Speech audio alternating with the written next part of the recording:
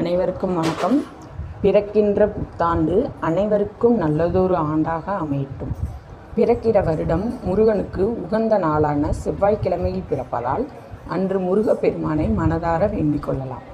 முருகனை எவ்வாறு வழிபடலாம் அப்படின்னா, வீட்டில் ஒரு மணப்பலகை ஒன்று எடுத்து வச்சுக்கிட்டு அதில் மஞ்சள் தடவி ஓம் சரவண பவ அப்படின்னு சொல்லி முருகனோட மந்திரம் வருமாறு பச்சரிசி மாவில் கோலம் போட்டு மணப்பலகை, சில பேர்கிட்ட மணப்பலகை இருக்காது இல்லையா, இல்லாதவங்க என்ன பண்ணலான்னா தரையில் இல்லைன்னா உங்கள் வீட்டில் ஒரு முருகனுக்குன்னு சொல்லிட்டு இல்லையா பூஜை அறை வச்சுருக்கீங்க இல்லையா, அந்த பூஜை அறையில் ஒரு சிகப்பு நிற துணியை விரித்து அதில் முருகனோட ஃபோட்டோ என்ன முருகன், சில பேர் முருகன் சிலை வச்சுருப்பீங்க, அந்த மாதிரி வச்சுருக்கவங்க அதை எடுத்து அந்த சிகப்பு நிறத்து துணி மேலே வச்சுட்டு, வீட்டில் நிறையா பேர்கிட்ட முருகன் சிலை, வேல் சிலை இதெல்லாம் இருக்கும். அந்த சிலைக்கெல்லாம் என்ன பண்ணணும் அப்படின்னா, ஃபஸ்ட்டு அபிஷேகம் பண்ணணும். அபிஷேகம் அப்படின்றது எதுலலாம் நம்ம அபிஷேகம் பண்ணலாம் அப்படின்னா, விபூதி வச்சு அபிஷேகம் பண்ணலாம் முருகனுக்கு, பாலில் அபிஷேகம் பண்ணலாம், பன்னீரில் அபிஷேகம் பண்ணலாம், மஞ்சள் வச்சு அபிஷேகம் பண்ணலாம். பஞ்சாமிர்த பிரியர் தானே இவர், முருகர் பஞ்சாமிர்த பிரியர். ஸோ அதனால் பஞ்சாமிர்தத்தை வச்சு அபிஷேகம் பண்ணலாம், இளநீ வச்சு அபிஷேகம் பண்ணலாம். இந்த மாதிரி நிறைய அபிஷேகம் முருகனுக்கு பண்ணலாம். அதில் நம்மளால் முடிஞ்ச அபிஷேகங்களை முருகனுக்கு செஞ்சுட்டு, இவர் 6 முகம் கொண்டவர்னால நம்ம 6 அபிஷேகம் நம்ம ஒரு நாளைக்கு செய்யலாம். அது நல்ல உகந்தது தான் அவருக்கு. நம்ம அபிஷேகம்லாம் செஞ்சு முடிச்சுட்டு முருகனை நல்லா அலங்காரம் நல்லா செஞ்சுட்டு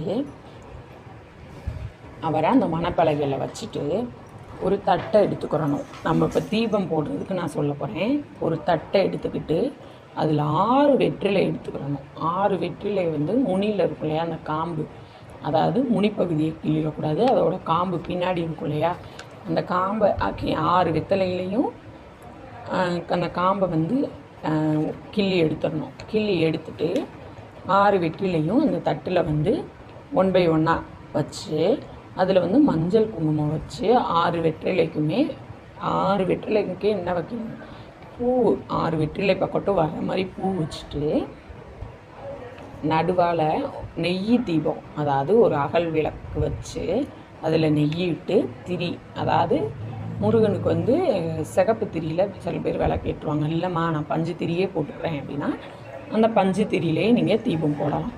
பஞ்சு திரி வச்சு நீங்கள் எப்பவும் தீபம் வைக்கிற மாதிரி ஏற்றிக்கணும். இன்னொன்று, சில பேர் 6 வெற்றிலைக்கு மேலேயும் 6 விளக்கு வைப்பாங்க. அப்படியும் பண்ணலாம். நடுவையும் ஒரு விளக்கு மட்டும் வைக்கலாம்.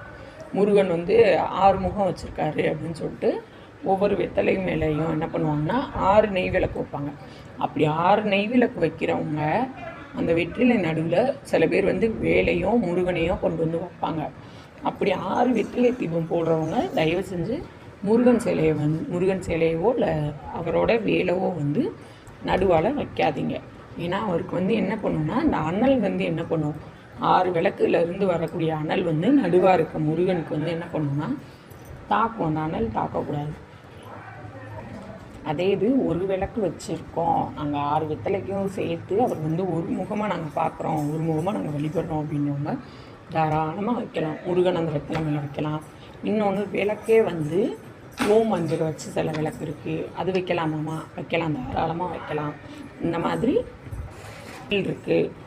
வேல் இருக்குது எங்ககிட்ட, ஸோ அந்த வேலை வைக்கலாமா, தாராளமாக அந்த வெத்தலை மேலே வைக்கலாம். முருகனையும் வைக்கலாம், முருகனோட வேலையும் வச்சு வழிபடலாம்.